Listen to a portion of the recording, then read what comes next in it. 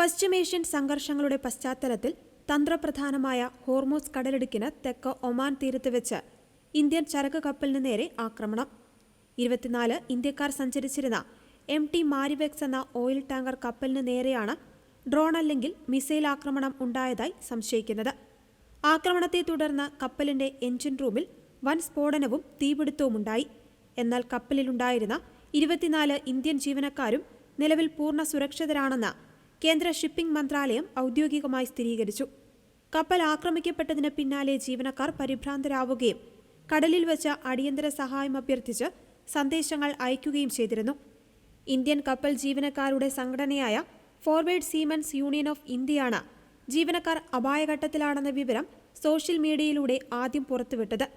കേന്ദ്ര വിദേശകാര്യ മന്ത്രാലയത്തോടും ഇന്ത്യൻ നേവിയോടും അവർ ഉടൻ ഇടപെടുവാൻ ആവശ്യപ്പെടുകയായിരുന്നു. വാർത്ത പുറത്തുവന്നതിന് തൊട്ടുപിന്നാലെ ഒമാനിലെ ഇന്ത്യൻ എംബസി കപ്പലിലെ നാവികരുമായി നേരിട്ട് ബന്ധം സ്ഥാപിച്ചു. കേന്ദ്ര ഷിപ്പിംഗ് മന്ത്രാലയ ഡയറക്ടർ ഒബീഷ് കുമാർ ശർമ്മ നൽകിയ വിവരങ്ങൾ പ്രകാരം തിങ്കളാഴ്ച ഉച്ചയ്ക്ക് 1:30 കപ്പലിൽ തീപിടുത്തമുണ്ടായതായി റിപ്പോർട്ട് ചെയ്തത്.